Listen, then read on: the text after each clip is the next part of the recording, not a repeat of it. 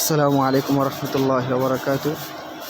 সম্মানিত ভিউয়ার্স, আমরা আবারও ফিরে আসলাম সে আলোচিত বক্তা যাকে গত 12ই জানুয়ারি ফেনী পাবলিক হেলথ জামে মসজিদের যে খতিব গুম হয়েছিল, অবশেষে তার সন্ধান মিলল ফেনীর রামগড়ে। তাকে কারা গুম করলো, কেন গুম করলো এবং তাকে কি অবস্থায় পাওয়া গেল, বিস্তারিত শুনুন কল রেকর্ডে। আসসালামু আলাইকুম রহমতুল্লাহ। ওয়ালাইকুম আসসালাম রহমতুল্লাহ বারাকাতু। জি হুজুর, আমরা টিএনবি টেলিভিশন ঢাকা থেকে বলছি। জি হুজুর, আপনার ছেলেকে কি পাওয়া গিয়েছিল?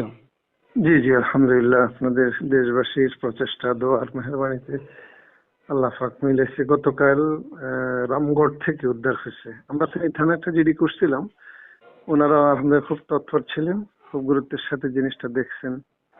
তো ওকে বিভিন্ন জায়গায় 7-8 জন লোক ও চিনে নেই, এরা একটা স্মার্ট ধরনের।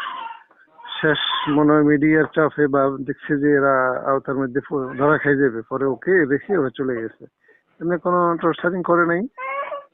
তো আমরা ও যে মসজিদের খতিব, জি ওখানের কমিটির 7-8 জন হুন্ডা নিয়ে গেছে। আমি আমার বাইরা সহ আমরা একটা খাইস নিয়ে ওকে আলহামদুলিল্লাহ নিয়ে আসছি। আসলে একটু ক্লান্ত, বিশ্রামে আছে। যার এখন বাসায় আছে, আমার নিজের বাসায় ফেনীতে। জি জি তো ওনার সাথে যে যা যা কিছু ছিল, ওগুলা কি কিছু ছিনতাই করা হয়েছিল নাকি? না না না না, হুন্ডাটা উদ্ধার হয়েছে। হুন্ডা ছিল, হুন্ডা আসতেছিল শ্বশুর বাড়ি থেকে, রামগড়ে ওর শ্বশুর বাসা। জি এরপর থেকে নিখোঁজ, আমরা মোবাইল বন্ধ পাইছি, এরপরে থানা যোগাযোগ করছিলাম আর কি। জি এখন হুন্ডাটা ও আরেকজন মুসল্লি চালায় আনছে, ও তো শক্তি ছিল না, জার্নিং এর কারণে ক্লান্ত ছিল। ওকে আমরা হাইসে আনছি। হুন্ডা আরেক মুসল্লি বাড়িতে পৌঁছেছে, আজকে পৌঁছেছে হুন্ডাটা। গতকাল ওকে নিয়ে আসছি আমরা। এমনি কিছু চিন্তা করেনি। একটা ইঞ্জেকশন দিছে অন্য কয়েকটা ছেলে, ওদের নির্দেশে মনে হয়। পরে ও ওখান থেকে ওর জেঠ্টসের বাসায় গেছে, বিবির বড় বোন। ওখানে আমরা একটা স্যালাইন দিছি, ওই ইঞ্জেকশনের প্রতিক্রিয়া যেন কেটে যায়, জি, ওনা- মেডিসিন সহ।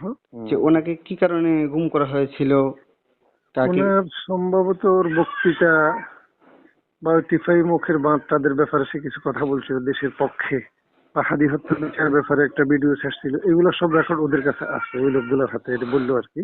জি তো সে কারো কোনো সংস্থা বা বিশেষ কোনো লোকের কোনো দলের কোনো নাম নিচ্ছে না। সে বলতেছে যেহেতু আমাকে কোনো ক্ষতি করে নাই ডাইরেক্ট, বিদেশ যাওয়ার অফার দিছে, বাইরে চলে যাওয়ার, হেরা পাসপোর্ট ভিসা সব ব্যবস্থা করে দেবে। তো জি, এই জন্য মানে যারা যারা গুম করেছিল ওনারা ওনারাই ওনাকে অফার দিয়েছিল যে বাইরে চলে যাওয়ার জন্য। জি জি জি, ওটা থেকে আমরা বুঝে নিছি এর বক্তৃতা। ওটা স্পষ্ট ভাষী ছিল, আপনারা নিশ্চয় এর কিছু বয়ান শুনছেন, এগুলো জি জি ভাইরাল হয়েছে। যে আমরা শুনেছিলাম। জি, তো সেই আমরা সন্দেহ করতেছি ওই কারণে হতে পারে।